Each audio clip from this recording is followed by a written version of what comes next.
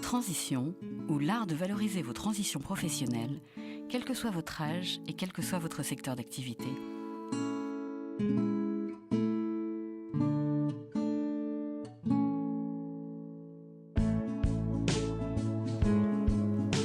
Amis auditeurs, bonjour. Je suis Mireille Garola et nous parlons aujourd'hui de transition professionnelle. Je vous donne rendez-vous à 14h, chaque 4e mardi du mois, pour notre rendez-vous mensuel.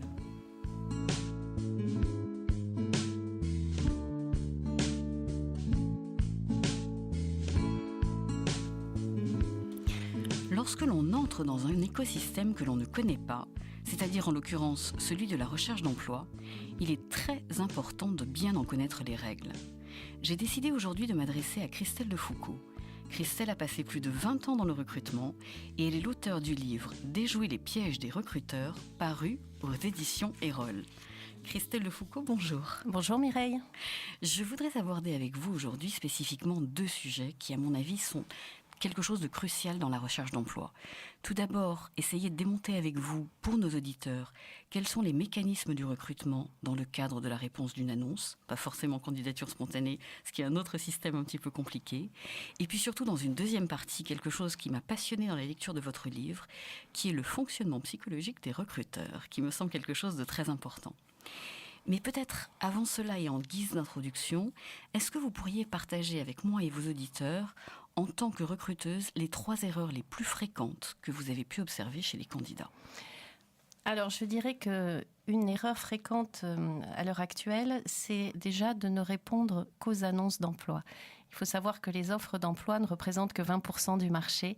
Et se cantonner à 20% du marché, c'est vraiment dommage. Donc actuellement, ce qui est important, c'est de répondre aux annonces, certes, de faire des candidatures spontanées et surtout de travailler le réseau. Mais quand on est en face quand on a eu ce Graal qui est l'annonce et qu'on a eu cet entretien, on a décroché l'entretien, quelles sont les choses qui sont absolument à proscrire et que vous avez vu arriver ? Alors, je dirais plutôt, ce qui est très important, c'est d'extrêmement bien préparer son entretien parce que à l'heure actuelle, avoir un entretien, c'est rare, c'est cher, et donc ça vaut vraiment la peine de se préparer. Même si ce n'est pas pour, entre guillemets, le job de ses rêves, au moins pour aller s'entraîner, pour voir ce que l'on vaut, pour se préparer, pour essayer de bien comprendre qui sont les recruteurs. Donc la première chose, c'est de bien se préparer. Donc pour répondre à votre question, des candidats qui arrivent mal préparés, par exemple, qui ne connaissent pas l'annonce, qui ne connaissent pas l'entreprise, ne se sont pas renseignés, tout de suite dans l'a priori du recruteur, parce qu'en fait un recruteur est un être humain qui va fonctionner avec des a priori, le recruteur va se dire « ce candidat n'est pas motivé ».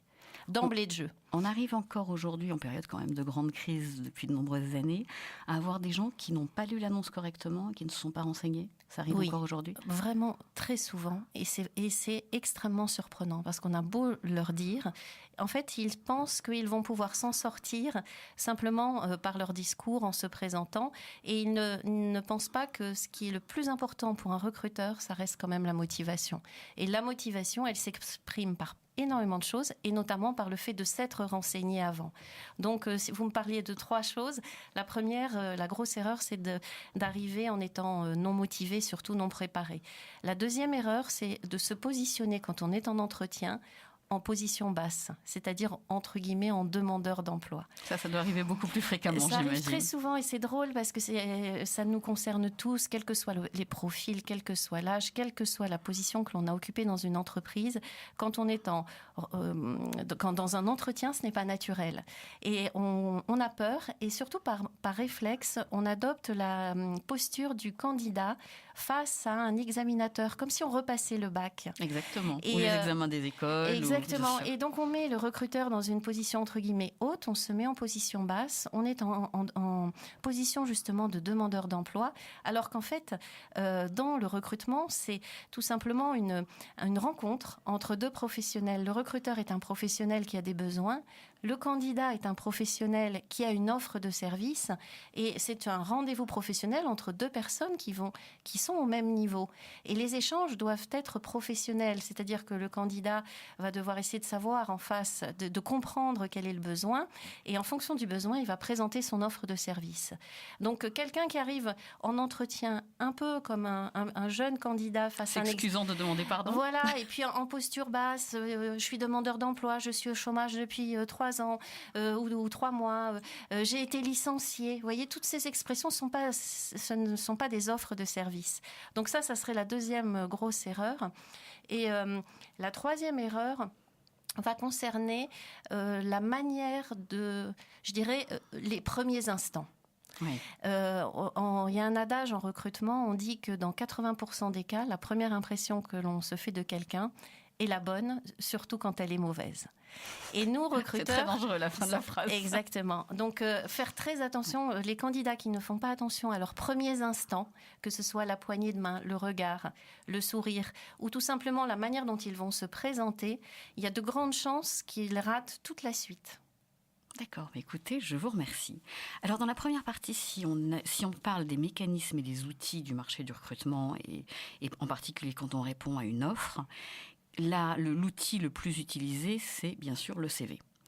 Est-ce qu'il y a des choses à faire et des choses absolument à ne pas faire lorsque l'on prépare son CV ? Alors déjà, proscrire les CV 2 pages. C'est-à-dire qu'un CV, ce qu'on appelle le CV d'entrée qui permet de rentrer en contact avec une entreprise, doit être un CV court.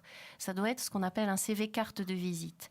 Ça ne raconte pas toute notre vie, c'est un CV qui va communiquer l'essentiel, mais surtout qui va être adapté aux besoins du poste. C'est-à-dire que le CV doit changer, il doit évoluer comme les lettres de motivation. Donc une des premières règles, même si on est senior, qu'on a un super parcours de 30 ans, etc., on essaye de faire cadrer son parcours dans un CV d'1 page. Pourquoi ? C'est aussi simple que ça, c'est que normalement, la plupart du temps, les CV 2 pages sont jetés. Ils sont jetés pour 2 raisons. Ils ne sont même pas regardés sur la première page, ils sont jetés. Jetés. Waouh. Pour quelles raisons ? Mais je peux vous l'expliquer, toujours avec cette histoire d'a priori. La première, c'est que soit on a affaire, on voit un CV 2 pages, voire 3 pages, on se dit « Oh là là, c'est un senior ». Avec tous les a priori qu'il peut y avoir sur la seniorité et toutes les idées reçues qui ne sont absolument pas des vérités, mais qui sont ce qu'on appelle des a priori. Donc une personne peut être mise de côté pour cela. Et si ce n'est pas un senior, on se dit mais c'est quelqu'un qui ne sait pas résumer. C'est quelqu'un, ou alors à la limite, c'est quelqu'un qui a un ego surdimensionné ou la grosse tête parce qu'il a peu d'expérience et il balance 2-3 pages. D'accord, donc ça c'est le don absolu. Et il y a une autre raison, c'est que maintenant quand on met une annonce sur un site, on reçoit énormément de candidatures. Donc il faut se dire que le recruteur va peut-être imprimer 100, 200, 300, 400 CV. Donc la lecture se fait très rapidement. Moi je disais moins de 30 secondes, mais j'ai entendu parler de personnes qui lisent des CV en moins de 15 secondes. Oui, j'ai entendu ça aussi. 10 secondes, je crois, voilà. C'est devenu la nouvelle norme. Donc la première règle dans le CV, 1 page. D'accord. La deuxième règle dans le CV, ne mettez aucune données personnelles. Ne faites pas figurer votre âge, ce n'est pas une compétence. Pas votre date de naissance, ce n'est pas une compétence. Ni votre statut, marié, des enfants, etc. Ça ne regarde pas les recruteurs, ça peut vous discriminer. Est-ce que dans ces cas-là, on ne risque pas de rentrer dans quelque chose qui, lorsqu'il y a un doute, il n'y a pas de doute ? C'est-à-dire qu'un CV où il n'y aura pas l'âge et la date de naissance, le recruteur peut le retrouver, bien sûr, avec en général les années d'études ou la date du bac, enfin ce qu'on aura mis comme élément le plus ancien sur son CV. Et il se dira, s'il n'a pas envie de me le montrer, c'est qu'il y a un problème. Ou alors, on peut se dire qu'il va se fixer plutôt sur les compétences. Et plutôt se fixer sur l'expérience. Et puis, c'est une question de solidarité aussi. On lutte beaucoup contre les discriminations en entretien. Et plus nous serons à présenter des CV sur lesquels ne figurent que des parcours, plus nous éviterons justement ces soucis de discrimination. Donc un CV un peu à l'américaine. Exactement, modèle anglo-saxon. Et parfois, on dit même, par exemple, de ne pas mettre son adresse. Si vous avez discriminant aussi, bien sûr. Ça peut être discriminant d'une part. On n'est pas connoté de la même façon en fonction de l'endroit où on habite. Mais ça peut être aussi discriminant si vous postulez un poste qui vous intéresse un peu loin de chez vous. Le recruteur va se dire, mais il y a peut-être 1 heure ou 1 heure et demie de transport. Va, entre guillemets, mettre votre CV de côté. Alors, sans vous avoir rencontré. Donc, je dirais que si un poste vous intéresse, quelle que soit la distance, il vaut mieux le faire à la mode anglo-saxonne, c'est-à-dire son nom, le numéro de portable et juste l'adresse mail. Oui, bien sûr. Qu'est-ce que vous pensez de tous ces gens qui, quand des candidats arrivent, vous savez, quand on fait le début du réseau, etc., et qui passent leur temps à ne pas forcément vous aider, comme ils ne vous aident pas et qu'ils veulent dire quelque chose et meubler le temps, ils critiquent votre CV. Donc j'ai souvent des gens que j'ai accompagnés qui se sont retrouvés au bout de 10e ou 20e entretien réseau en me disant « mais je n'y comprends rien, telle chose il ne faut pas le mettre, telle chose il faut mettre ». Quel conseil vous donneriez à tous ces gens qui passent toujours par cette étape compliquée? Alors c'est vrai, je pense que le CV, ça doit être un des éléments qui fait le plus parler en recherche d'emploi. Il suffit que vous montriez votre CV à quelqu'un qui s'y connaît un tout petit peu pour que tout de suite, il vous dise une chose et que le lendemain, vous entendiez son contraire. Alors ça correspond aussi à la recherche d'emploi, c'est-à-dire qu'en fait, il n'y a pas une vérité. Il y a des vérités. On peut le répéter juste pour nos auditeurs. Il n'y a pas une vérité. Et moi, je dis aux personnes que j'accompagne, c'est faites votre marché. C'est-à-dire que quand vous entendez quelque chose qui vous correspond, essayez à ce moment-là de l'appliquer. Je vous donne un exemple tout simple, la photo sur le CV. Ouais. Y a pas mal de personnes, beaucoup de recruteurs et de personnes qui sont dans l'accompagnement qui disent mettez absolument une photo sur le CV. Personnellement, je partage un avis contraire parce que justement je suis dans on doit voir les compétences, on doit voir la personne et pas la personne, et puis surtout pour avoir fait des tests, une photo n'est pas vue de la même manière par un selon recruteur différentes personnes et un autre recruteur. Donc une même photo, vous pouvez entendre trop jeune, trop vieux, trop souriant, trop moche, trop ceci, trop belle, trop coincée, trop et c'est vraiment dommage d'être entre guillemets préjugé sur une photo alors que la personne ne vous a pas rencontré. Par contre, ce que je conseille, c'est que quand vous allez en entretien, venez avec un CV papier et la photo. Là, on a droit à 2 pages. Et oui, vous pouvez amener aussi un CV de page parce que à partir du moment où vous avez votre entretien, peut-être qu'on peut vous demander plus d'informations. Et si vous êtes face à un opérationnel métier, il y a des chances qu'ils veulent plus d'informations. Donc déjà, venez avec un CV aussi de page, pourquoi pas. Mais surtout, votre CV, une page carte de visite. Mettez cette fois une photo. Parce que pour qu'ils se souviennent de vous. Exactement. Un recruteur qui va recevoir 10, 15 candidats dans une journée, il va se souvenir de vous par la photo, mais il ne va pas vous discriminer sur la photo puisque vous serez vendu en entretien en tant que professionnel. Bien sûr. J'ai une dernière question sur le CV. Que pensez-vous du clonage du CV ou de la modification du CV à chaque fois en fonction de l'offre d'emploi à laquelle on postule ? Alors, il faut faire attention, vous avez utilisé un mot qui est intéressant, c'est en effet au côté clonage. Il faut que le CV reste... déjà, il ne faut pas mentir dans un CV, il faut que ça corresponde vraiment à notre, à notre parcours. Bien réellement. Mais on peut mettre en avant plus ou moins de choses, ou voilà. On peut poser des accents de façon différente sur les différentes lignes du CV. C'est vraiment intéressant de le faire parce qu'il faut se mettre à la place du recruteur. En général, les recruteurs qui font les sélections, ce sont ce qu'on appelle les petites mains. C'est-à-dire que ce ne sont pas des gens qui ont obligatoirement une grande connaissance du métier, donc ils vont regarder le titre. Vraiment, il faut que le titre corresponde au titre de l'annonce. Ça, c'est très important. Donc toujours changer le titre, quoi qu'on fasse. Toujours changer le titre. Et je dirais qu'il faut aussi enlever certaines choses qui peuvent faire peur et qui peuvent créer ce qu'on appelle ces fameux CV surdimensionnés. Ne pas insister, par exemple, si on postule à un poste où il n'y a pas de management, il vaut mieux minimiser les expériences dans lesquelles il y a eu du management de façon à ne pas effrayer le recruteur par rapport au poste. C'est pareil pour les langues. On postule dans une entreprise franco-française, c'est pas la peine de mettre en gros qu'on parle anglais, qu'on parle espagnol, etc. parce qu'on peut faire peur. Bien sûr. Quel est le conseil le plus important que vous donneriez pour la personne qui répond et qui envoie son CV ? Alors déjà, c'est une chose très importante, ne pas se limiter aux prérequis qu'elle voit sur une annonce. C'est-à-dire que sur les offres, il y a énormément de choses qui sont demandées, ce que nous appelons les prérequis. Et hélas, j'accompagne des personnes qui attendent d'avoir 90% ou 100% de ce qui est demandé pour postuler. Oui. Or, il faut savoir que les recruteurs, quand ils mettent des annonces, mettre plus de choses que l'on est censé faire. Ils font le candidat idéal pour dans 5 ans dans la boîte, c'est ça ? C'est surtout pour filtrer. Comme on reçoit beaucoup d'annonces, on se dit, je vais mettre ça. J'en ai pas obligatoirement besoin tout de suite, mais au moins je limite le nombre de personnes qui répondent. Et si je rencontre le candidat idéal, ça sera tant mieux. Tant mieux. La seconde partie qui m'intéresse moi énormément, parce que les candidats n'en ont absolument aucune idée en général, est la psychologie du recruteur. C'est-à-dire que rechercher un emploi ne consiste pas seulement à mettre en avant vos compétences et adopter une posture juste pour ce qui est votre savoir-être. Il y a une part psychologique qui est non négligeable quand vous êtes face à un autre individu, en l'occurrence le recruteur. Donc Christelle, ma première question est plutôt générale, qui est dans quel état d'esprit, si on peut imaginer ça, est un recruteur lorsqu'il recrute un candidat ou lorsqu'il rencontre pour la première fois un candidat? Qu'est-ce qu'il se dit ou qu'est-ce qu'il ne se dit pas? Alors, contrairement à ce que certains candidats peuvent penser, le recruteur ne se dit pas super, je vais me faire un candidat et je vais me faire plaisir en le mettant en difficulté. Absolument pas. Il a un objectif, c'est un professionnel et donc il recherche une personne pour un poste et il doit trouver la bonne personne. Alors, la première impression qu'il a, même si ça peut surprendre, il peut avoir un sentiment de peur. Il a peur. Il a peur. Autant que le candidat ou plus que le candidat? Certaines fois autant, si ce n'est pas plus. Il a peur de se tromper. D'accord. Parce que l'erreur peut être très embêtante. Imaginons, il y a 2 cas de figure. Soit c'est un recruteur pour un cabinet qui recrute pour un client. S'il lui envoie... double contrainte. Exactement, il lui envoie un mauvais candidat, c'est très mauvais pour le cabinet d'un point de vue commercial. Soit c'est un recruteur qui recrute pour sa propre entreprise, pour un autre service, et sa réputation aussi peut être mise en jeu. Et puis recruter un candidat qui ne correspond pas, ça entraîne de grosses difficultés par derrière, des problèmes d'intégration, des problèmes de mauvaise montée en compétences, des pertes d'argent pour l'entreprise. Donc il y a beaucoup de choses qui se jouent. Donc il est sous tension quand il rentre. Il est sous tension et il n'a qu'1 heure en général pour juger une personne. 1 heure, c'est extrêmement court. D'accord. Est-ce qu'il a donc les contraintes, on vient de les entendre.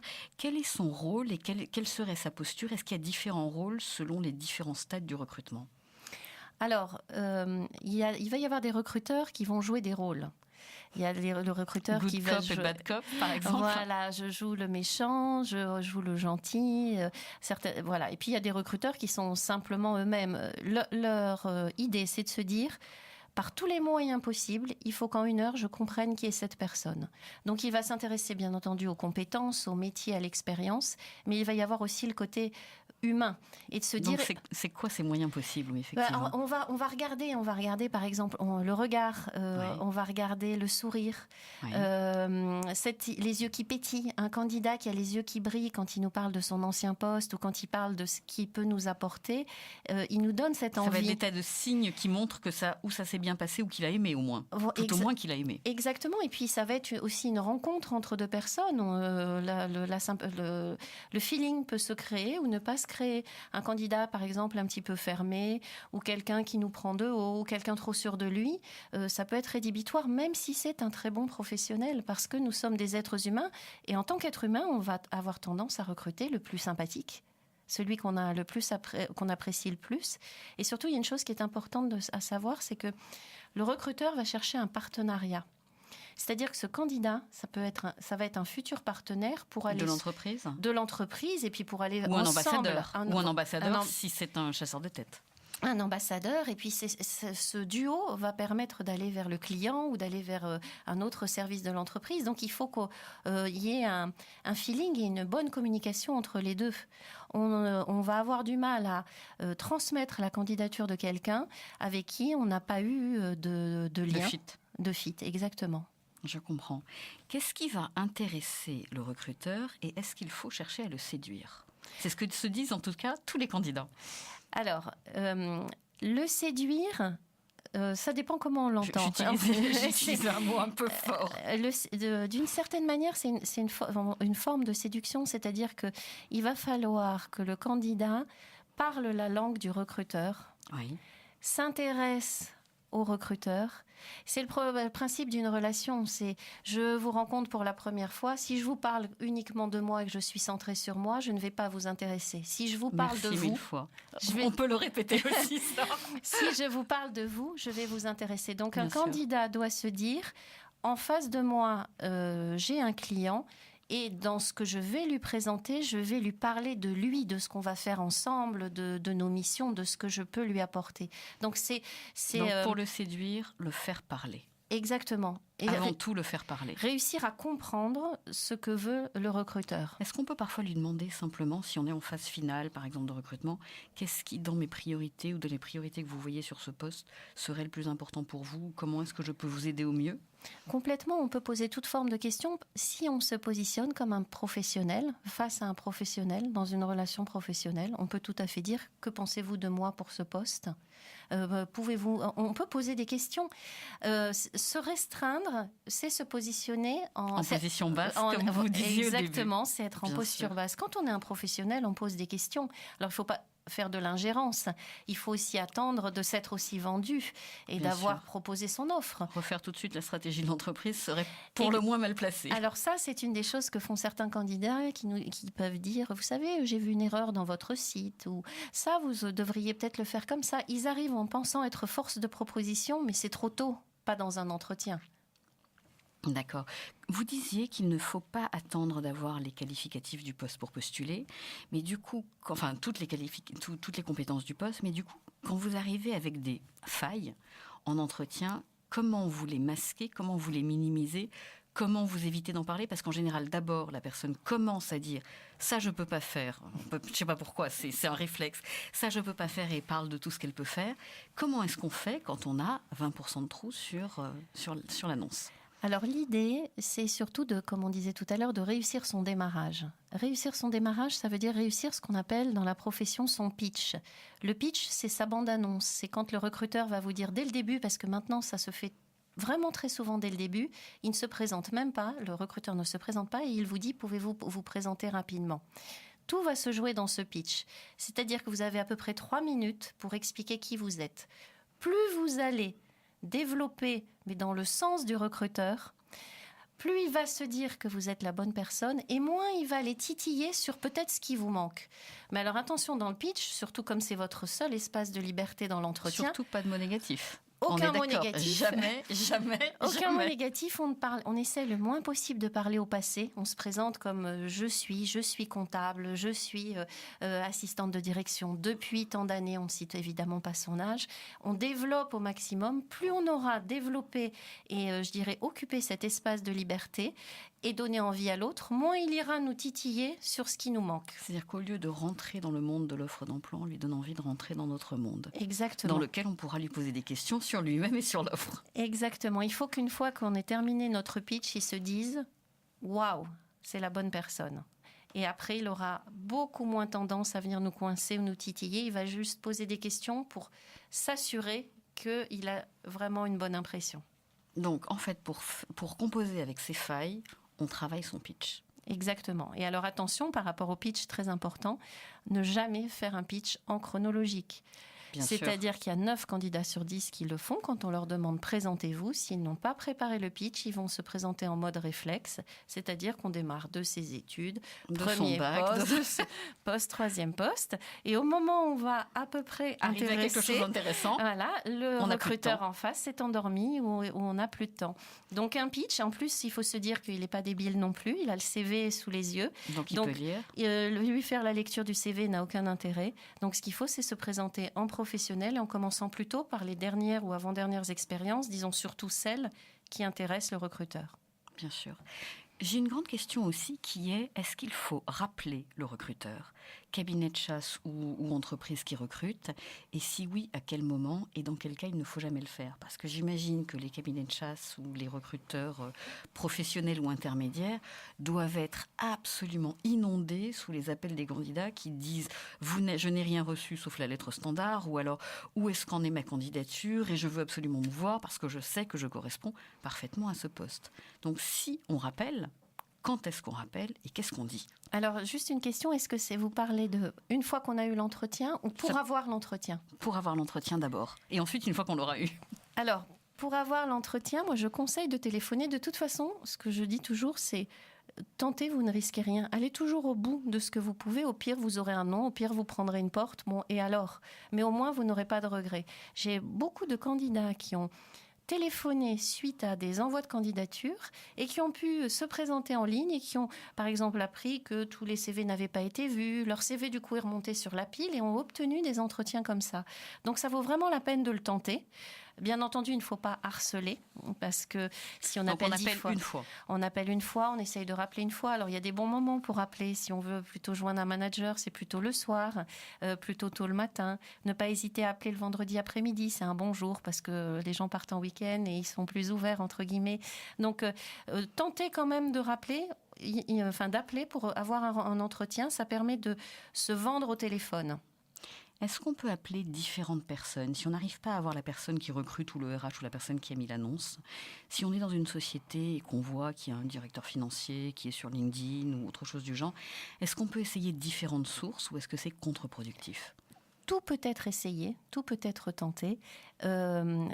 Plutôt, par contre, quand c'est pas le recruteur direct, essayez plutôt de faire des approches via LinkedIn à ce moment-là, mais plutôt approche écrite en disant voilà, je sais que vous travaillez dans cette société, vraiment ça m'intéresserait d'y rentrer également. Pourriez-vous me donner des conseils ou j'aimerais passer un entretien avec telle personne. Le faire, je pense, plutôt par écrit, puisque c'est un peu les règles de LinkedIn. On n'appelle pas les gens comme ça.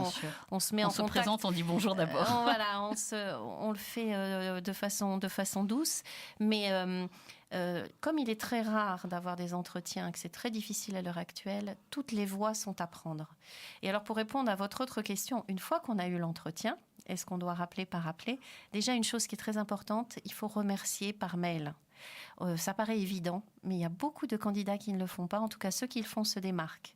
Un mail tout simple, c'est de dire je vous remercie pour le temps que vous m'avez consacré, la qualité de nos échanges, ça c'est la première intro. En deuxième, spécifier en disant j'ai bien compris que le poste implique ça, ça et ça, et renouveler en troisième sa motivation. L'avantage du mail, c'est que vous vous démarquez des 9 autres qui ne l'ont pas fait.